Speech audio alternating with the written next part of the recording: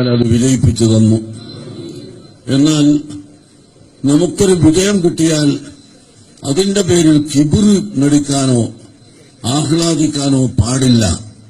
ഇദാ ജാഅ നസ്റുല്ലാഹി വൽ ഫത്ഹു വറഅയ്ത അന്നാസ യദ്ഖുലൂന ഫീ ദീനില്ലാഹി അഫ്വാജാ ഫസബ്ബിഹ് ബിഹംദി റബ്ബിക വസ്തഗ്ഫിർഹു. അല്ലാഹു തആല ഖുർആനിൽ പഠിപ്പിച്ചത് അങ്ങനെയാണ്.